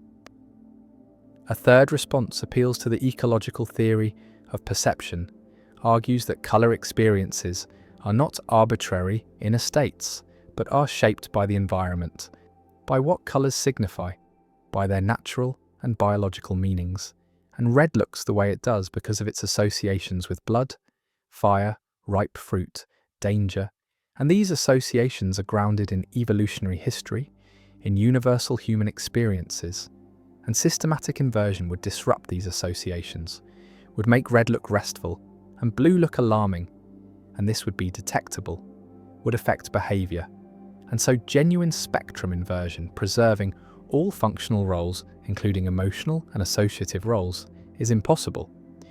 The inverted spectrum problem also connects to the problem of other minds, because if spectrum inversion is possible, then we cannot know what other people experience, cannot know whether their red is our red or our blue. And this creates a kind of skepticism, a recognition that subjective experience is essentially private, is not fully accessible to others, and while we can know what people say about their experiences, what behaviours they exhibit, we cannot know what they actually feel, what their experiences are like from the inside. And this privacy is both troubling and profound, suggests that each person's consciousness is a private world, knowable fully only to themselves. Some philosophers argue that the inverted spectrum problem trades on confusion about the nature of colour experience, that colours are not simple intrinsic qualities, but are defined by their relationships to other colours, to contexts, to perceptual constancies, and that inverting these relationships is not coherent, not a genuine possibility, and that the thought experiment misleads us by treating colours as if they were simple atoms of experience that could be swapped without affecting anything else, when in fact colour experience is holistic, is embedded in networks of perception and cognition, and cannot be varied independently. Others embrace the inverted spectrum problem, argue that it reveals important truths about consciousness, that qualia are real, are private, are not reducible to functional or physical properties, and that any theory of consciousness must accommodate this, must allow for the possibility that physically and functionally identical beings could differ in their subjective experiences. And this supports property dualism, supports the view that phenomenal properties are additional to physical properties, are aspects of reality that physical science cannot capture. The two people stand before the tomato, both calling it red, and the question lingers, Do they see the same thing? Do their experiences match? Or does one see what the other would call blue? And there is no way to tell. No test that reveals the truth, and the privacy of experience persists. The possibility that our inner worlds differ in ways we cannot communicate, in ways language cannot capture, and the inverted spectrum problem remains, not solved, not refuted, not accepted, but persistent as a challenge to theories of mind, as a thought experiment that probes the nature of subjective experience, as a question about whether qualia are private, whether consciousness has aspects that resist objective description, and whether the inner life of another person is truly accessible or forever hidden behind the veil of their behaviour and their words. And the tomato remains red, called red by both, but whether they see the same red, whether their experiences converge or diverge behind the labels, remains uncertain, remains one of the enduring mysteries about the nature of consciousness and the privacy of subjective experience. The ladder paradox: how moving objects shrink and fit where they shouldn't. A ladder 10 meters long rushes toward a garage that is only 8 meters deep. The garage has a front door and a back door, both initially open, and the ladder is traveling at a significant fraction of the speed of light, fast enough that length contraction becomes important. And according to special relativity objects moving at high speed contract along their direction of motion, and an observer standing in the garage watching the ladder approach calculates that at 80% of light speed, the ladder contracts to 6 meters, shorter than the garage, and so the observer plans to trap the ladder inside by simultaneously closing both doors for a brief moment, catching the entire contracted ladder inside the 8-meter garage. And this seems straightforward. The moving ladder fits because it is contracted, but now consider the perspective of someone riding on the ladder. In their reference frame, the ladder is at rest and maintains its full 10-meter length, while the garage is moving toward them at 80% of light speed, and so the garage contracts to less than 5 meters deep, far too small to contain the 10-meter ladder, and the person on the ladder knows that the front of the ladder will exit the back door before the back of the ladder enters the front door, and trapping the ladder inside is impossible, and so the two observers disagree about whether the ladder fits inside the garage, whether both doors can be closed simultaneously with the ladder inside. And this is the ladder paradox, also called the barn pole paradox, a puzzle about how length contraction and simultaneity interact in special relativity. The resolution lies in understanding that simultaneity is relative, that events which are simultaneous in one reference frame are not simultaneous in another, and the garage observer sees both doors closing at the same time, trapping the ladder, but the ladder observer sees the doors closing at different times. The front door closes first, then the back door closes later, and in the ladder frame, the sequence of events is as follows. The front of the ladder, still 10 meters away from the back of the ladder, enters the contracted garage and immediately exits the back door, and only after the entire ladder has passed through the garage does the back door close, followed by the front door closing, and so in the ladder frame, the ladder never fits entirely inside the garage. It is always longer than the garage, but the doors are never closed simultaneously with the ladder inside, and this removes the contradiction. Both observers agree on the physical facts. They agree on when collisions occur, on whether the ladder gets scratched or damaged, but they disagree about which events are simultaneous, about the order in which certain events happen, and this disagreement is not a matter of illusion or observation delay, but a fundamental feature of space-time in special relativity. Imagine space-time diagrams for both perspectives. In the garage frame, the diagram shows the two doors as vertical lines fixed in position, and the ladder as a diagonal streak moving horizontally through space and vertically through time. And the ladder is shortened by length contraction, and there is a moment when the back of the ladder has entered the front door and the front of the ladder has not yet exited the back door, and at this moment both doors can be closed simultaneously, trapping the contracted ladder, and in the ladder frame The diagram shows the ladder as two vertical lines, the front and back of the ladder stationary, and the garage as a moving object, contracted along the direction of motion, and the two doors close at different times. First, the front door closes and then opens, allowing the front of the ladder to pass, and then the back door closes after the back of the ladder has already entered, and the doors are never simultaneously closed around the ladder, and both descriptions are correct. Both are consistent with the laws of physics, and the apparent contradiction arises only from expecting that simultaneous in one frame means simultaneous in all frames, and relativity denies this. Simultaneity is frame dependent.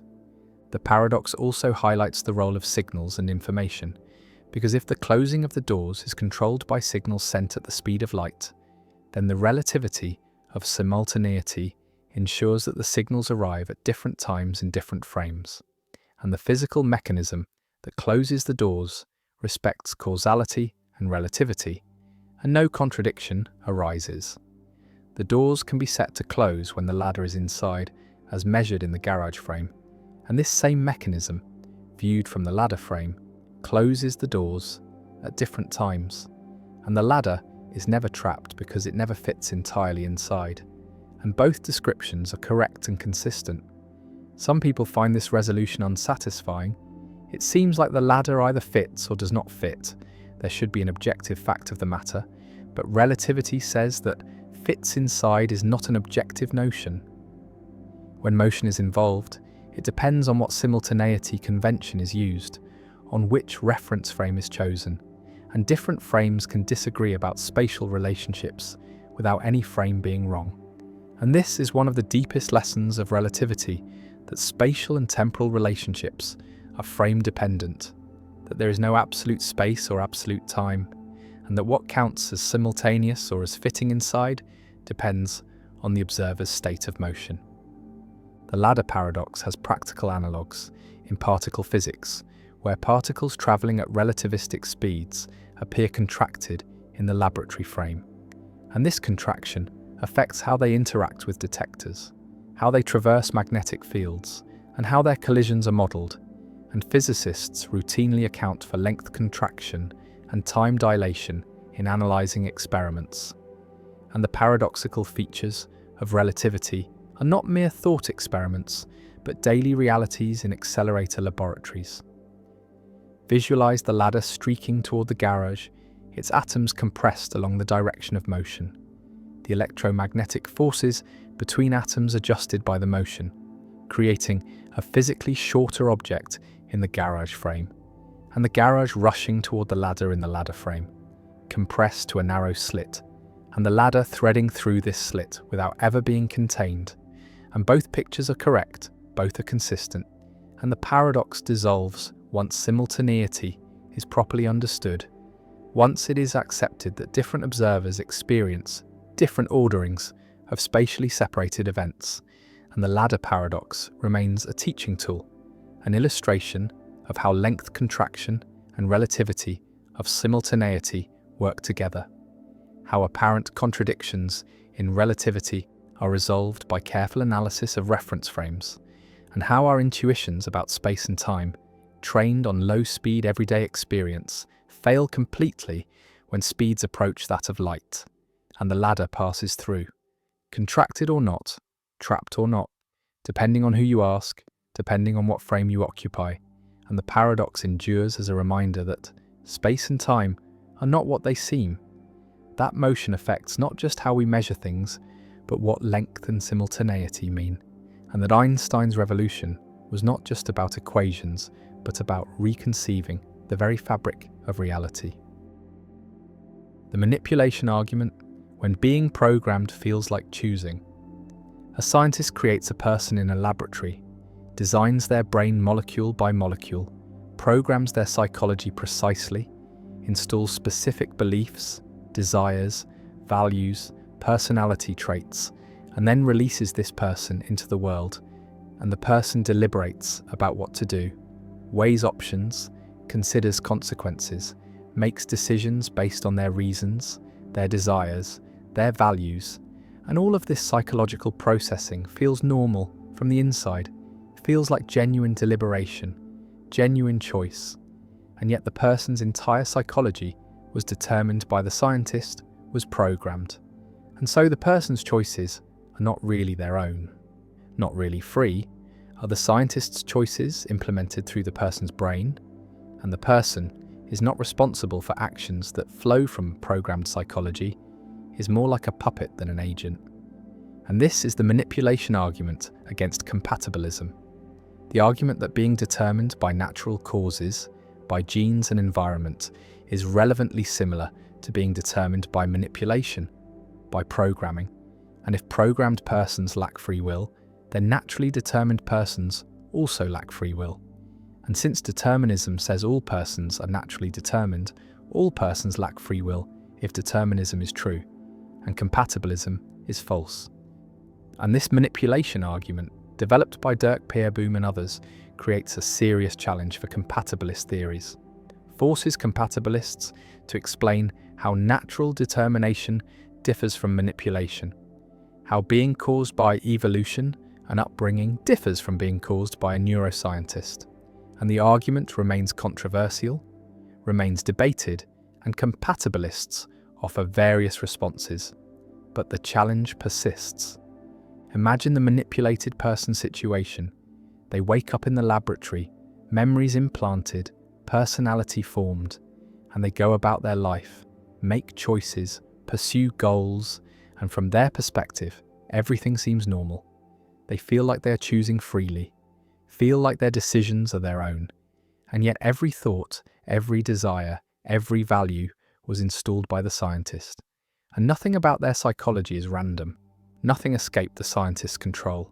And now consider whether this person is morally responsible for their actions, whether they deserve praise or blame. And the intuition is no. They are not responsible because their actions flow from programmed psychology, from values and desires they did not choose, that were imposed on them. And responsibility requires that psychology be one's own, not be externally determined. And the manipulated person's psychology is not their own, is the scientist's creation. And so they lack responsibility, lack free will. The manipulation argument proceeds through cases, starts with extreme manipulation, obvious programming, and then gradually moves toward more natural cases, and asks at each stage whether the person is responsible, and the cases are designed to show that there is no relevant difference between manipulation and natural causation, that if manipulation undermines responsibility, then natural determination also undermines responsibility. And the four-case argument, Pereboom's version, goes as follows. In case 1, a person is directly manipulated by scientists who induce specific mental states. In case 2, a person is programmed from birth by scientists who arrange their environment and training. In case 3, a person is determined by their genetic, inheritance, and upbringing without any intentional manipulation. In case 4, a person is determined by the normal causal processes of a deterministic universe. And Pereboom argues that there is no morally relevant difference between these cases, that if case 1 undermines responsibility, then so do the others. And since case 4 is just determinism, determinism undermines responsibility, and compatibilism is false.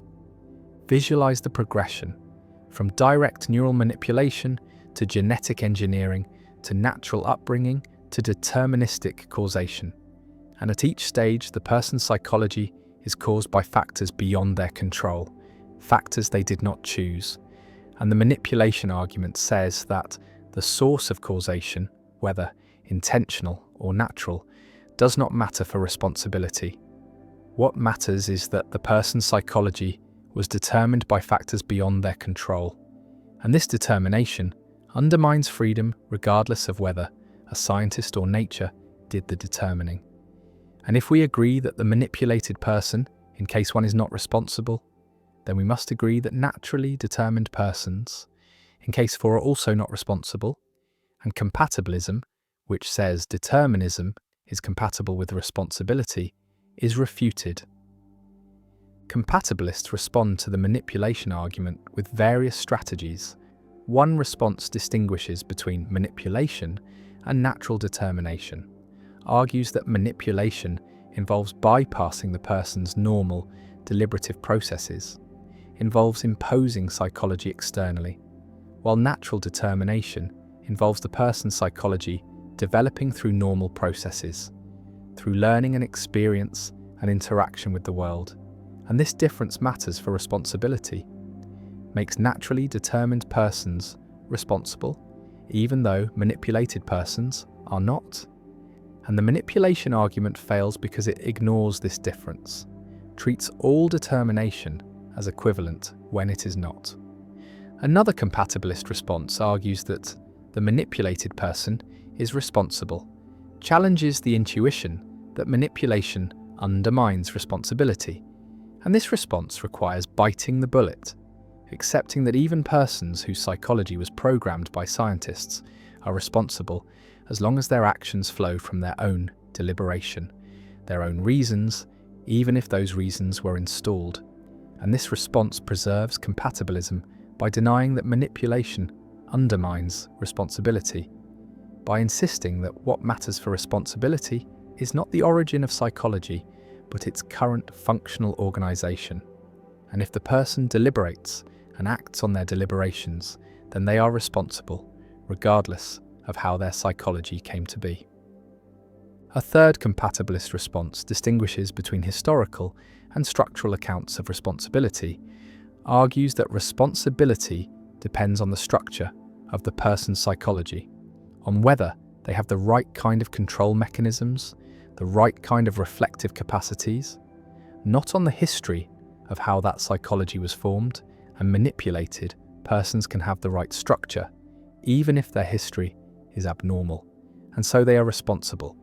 And the manipulation argument fails because it assumes that history matters when only structure matters, and compatibilism is preserved by adopting a structural rather than historical account of responsibility.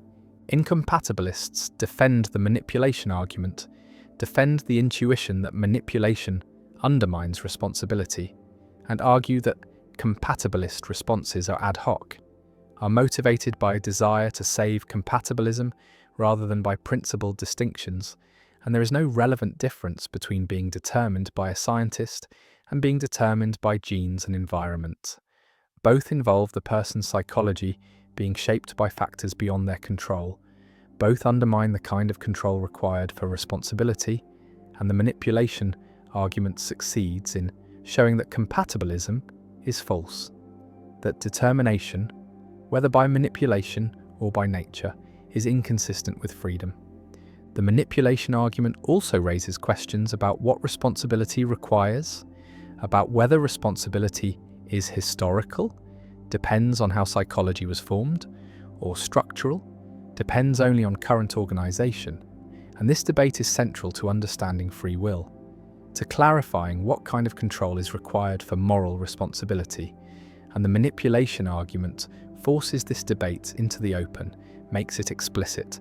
And even if the argument does not definitively refute compatibilism, it succeeds in challenging compatibilists to articulate their view clearly, to explain what distinguishes responsible from non-responsible agents. The programmed person walks through life, choosing, deliberating, acting, and feeling free. And the question remains whether they are genuinely responsible, whether their choices are truly their own, or whether they are puppets, implementations of the scientist's design. And the manipulation argument uses this person to challenge compatibilism, to question whether natural determination is really different from artificial manipulation, and the argument persists as one of the most powerful challenges to compatibilist theories. A challenge that highlights the difference between feeling free and being free, between subjective experience of choice and objective reality of determination. And the manipulated person remains choosing but programmed, free-feeling but determined. And whether such a person is responsible remains contested. And the manipulation argument endures as a permanent challenge to compatibilism, forcing recognition that if determinism is true, then we are all in a sense manipulated. determined by factors beyond our control, and whether this determination undermines responsibility, whether it makes us unfree, remains one of the deepest questions in philosophy of free will. The omnipotence paradox. Can God create a rock so heavy that God cannot lift it? A theologian proclaims that God is omnipotent, all-powerful, able to do anything, and this claim is central to many religious traditions. Reflects the idea that God is unlimited, unconstrained, the ultimate being with ultimate power, and yet a simple question reveals a logical puzzle, a challenge to the coherence of omnipotence. And the question asks whether God can create a rock so heavy that God cannot lift it. And this question seems innocent, but it creates a dilemma. Because if God can create such a rock, then there is something God cannot do, namely, lift the rock. And so God is not omnipotent. And if God cannot create such a rock, then again, there is something God cannot do, namely, create the unliftable rock. And so again, God is not omnipotent. And either way, omnipotence seems impossible, seems self-contradictory, and this is the omnipotence paradox, also called the stone paradox, a puzzle that has troubled theologians and philosophers for centuries, forcing them to clarify what omnipotence means, what powers an all-powerful being could and could not have, and whether the concept of omnipotence is even coherent. Imagine the scenario concretely. God stands in a cosmic workshop, materials at hand, ready to create, and God decides to make a rock, but not just any rock, a rock so massive, so heavy, so immovable that even God's infinite power cannot lift it, and God sets to work, shaping matter, compressing mass, until the rock is complete, and then God tries to lift it, and the rock does not budge. God pulls and pushes and exerts all divine force, but the rock remains on the ground, unliftable. And this seems to show that God is not omnipotent, because there is something God cannot do, cannot lift this particular rock.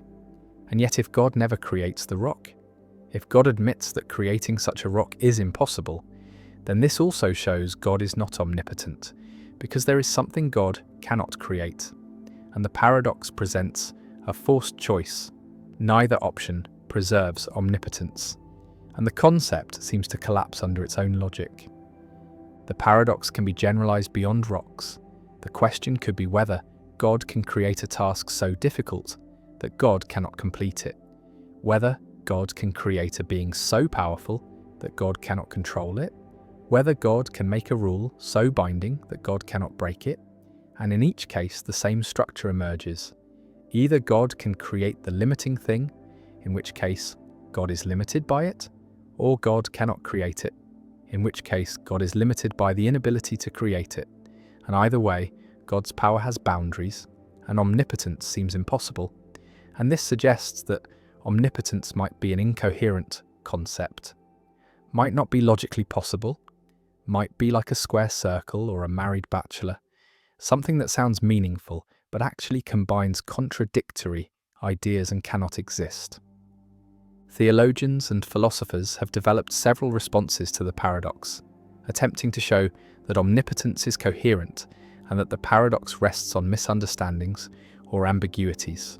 One common response is to restrict omnipotence to logically possible tasks, to say that God can do anything that is logically possible but cannot do things that are logically impossible, and creating a rock that an omnipotent being cannot lift is logically impossible, is self-contradictory, because omnipotence includes the ability to lift anything, and so a rock that cannot be lifted by an omnipotent being is a logical impossibility, like a square circle. And God's inability to create logical impossibilities does not limit God's power in any meaningful sense, because logical impossibilities are not real tasks, are not things that could be done. And so excluding them from the scope of omnipotence is not a limitation but a clarification. Visualize omnipotence as a set of powers: the power to create anything logically possible, the power to know anything knowable, the power to do anything doable. And the set does not include impossible things, does not include making square circles or creating married bachelors or lifting unliftable rocks, because these are not tasks, are not possibilities, are just combinations of words that do not refer to any coherent state of affairs. And just as we do not think a mathematician is limited because they cannot prove that 2 + 2 = 5, we should not think God is limited because God cannot do logically impossible things, because these are not things, are not genuine constraints on power. Another response distinguishes between God's essential attributes and God's contingent choices, and argues that omnipotence means God has the power to do anything consistent with God's nature. And part of God's nature is being omnipotent, and so God cannot create a situation where God lacks omnipotence, because that would contradict God's nature. But this is not a limitation on God's power. It is a feature of what God is. And just as God cannot make God not exist, because God is a necessary being, God cannot make God not omnipotent, because omnipotence is essential to God. And the rock scenario asks God to create a contradiction, to remain omnipotent while becoming not omnipotent, and this is incoherent. And God's inability to do it reflects logical necessity, not weakness. A third response embraces the paradox and argues that it shows omnipotence is paradoxical, is not a coherent concept, and rather than defending omnipotence, we should acknowledge that God's power, while immense, is not literally unlimited, that there are things God cannot do, and this is not a defect in God but a recognition that power, like any concept, has logical limits.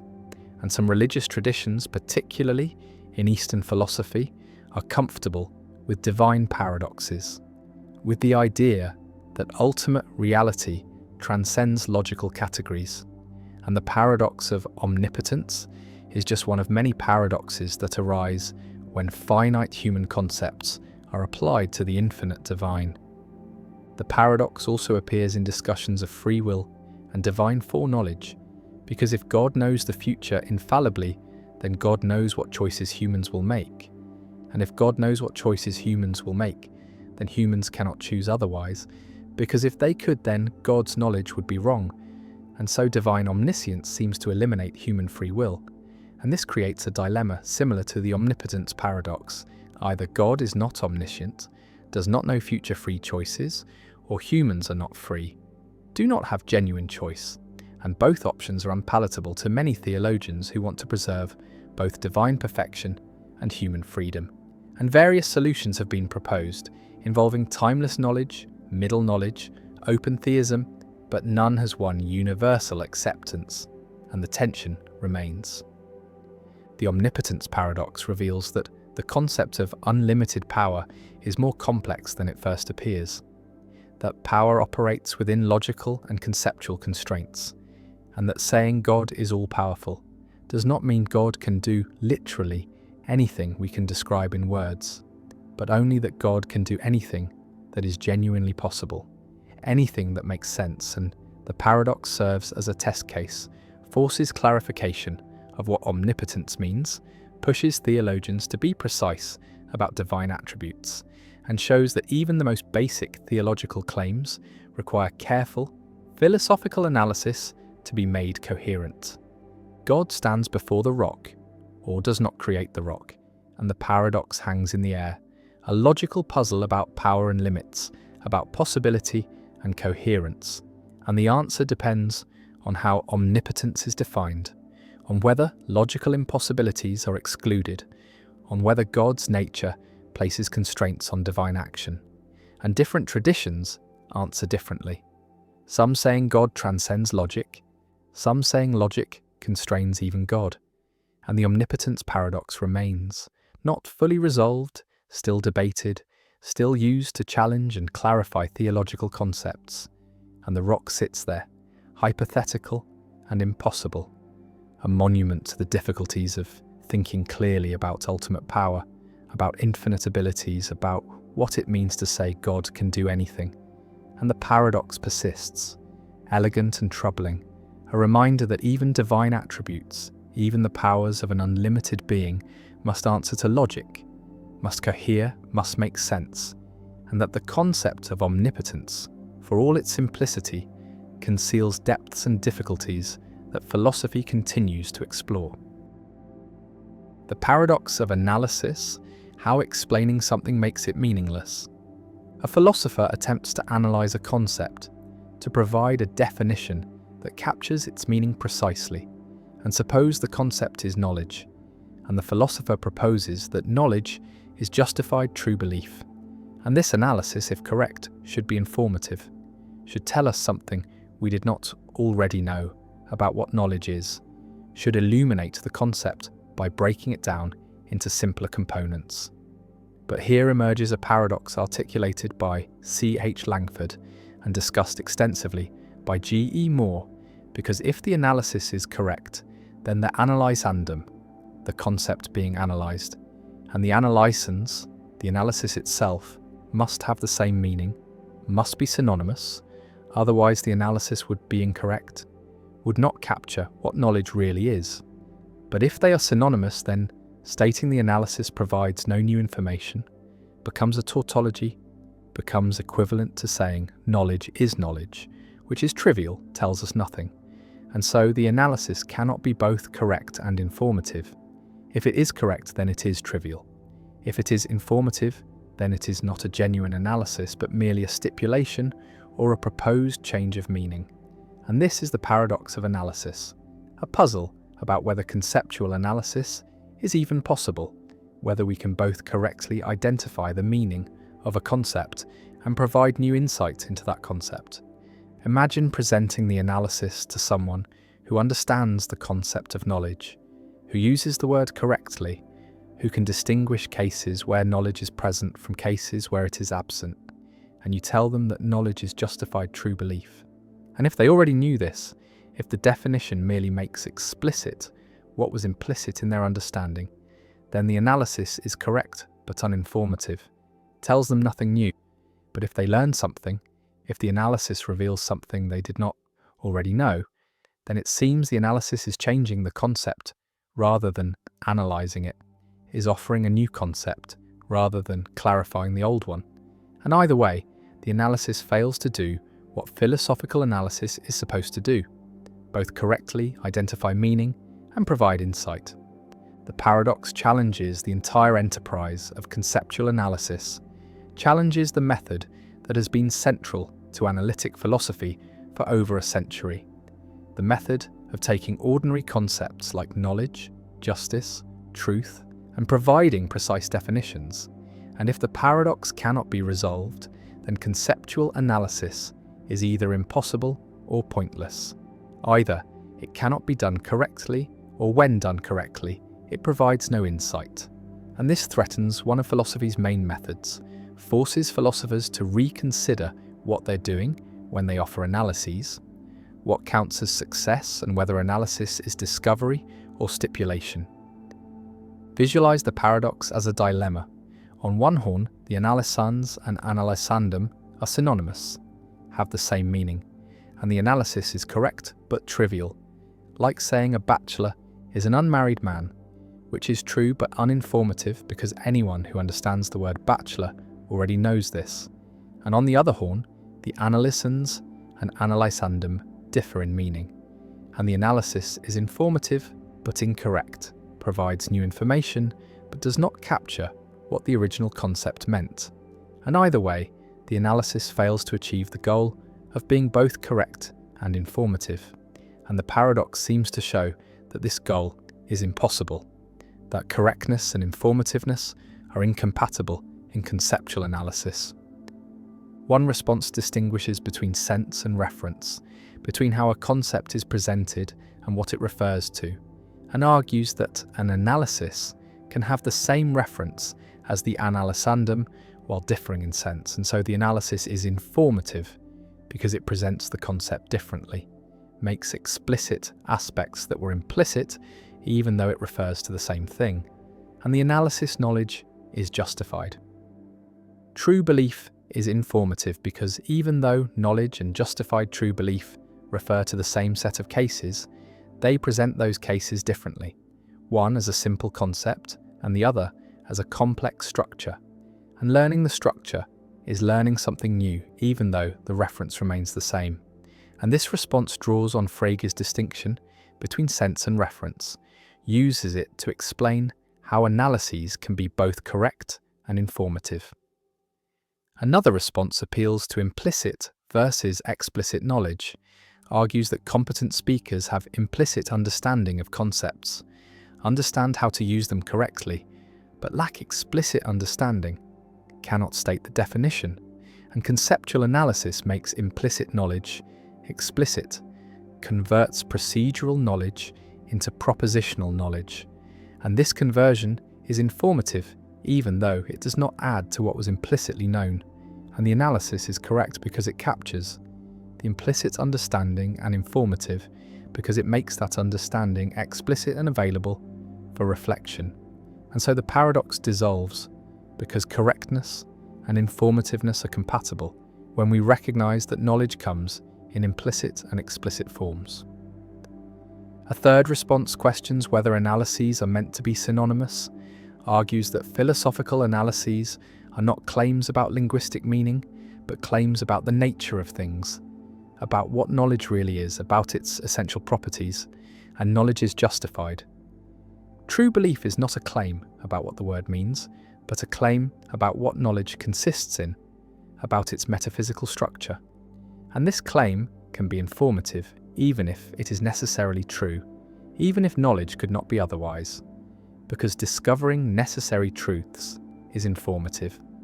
Learning that water is H2O was informative, even though it is necessarily true that water is H2O, and so philosophical analysis is more like scientific discovery than like lexicography, more like finding out what things are than like defining words. And the paradox assumes the wrong model of analysis. The paradox also connects to debates about analyticity and the analytic-synthetic distinction, because if analyses are analytic truths, true in virtue of meaning, then they should be trivial, should be knowable a priori just by understanding the concepts. But many proposed analyses are controversial, are rejected by competent speakers, and this suggests either that analyses are not analytic, or that analyticity is more complex than traditionally thought. And Quine's critique of the analytic-synthetic distinction can be seen as embracing the paradox, as arguing that there are no purely analytic truths, that all statements are revisable, that meaning and fact are not sharply separated, and so philosophical analyses are not discoveries of meaning, but proposals for how to understand concepts, and their value is pragmatic, depends on whether they illuminate, rather than whether they are correct in some absolute sense. The paradox remains unresolved. Different philosophers offer different solutions based on different theories of meaning and different conceptions of what philosophical analysis aims to achieve. And the paradox continues to challenge the methodology of analytic philosophy, forces ongoing reflection on what analysis is, what it can accomplish, and whether the goals of correctness and informativeness can be reconciled, or whether philosophy must choose between them. And the concept of knowledge sits waiting for analysis, and the philosopher proposes justified true belief. And the question remains whether this is a discovery or a stipulation, whether it is correct or informative, or neither or both. And the paradox persists, a puzzle about philosophy's methods, about whether conceptual analysis is possible, about the relationship between understanding and articulation, between implicit grasp and explicit formulation, and whether the attempt to make our concepts precise enriches or distorts them, captures their meaning or creates new meanings. And the paradox endures as a permanent challenge to philosophical methodology, a question about whether philosophy can deliver on its promise to analyze and clarify concepts, or whether the very attempt to analyze creates a problem that cannot be solved without giving up either the goal of correctness or the goal of informativeness. And the analysis hangs there, proposed but problematic, informative or correct, but not both, and the paradox remains.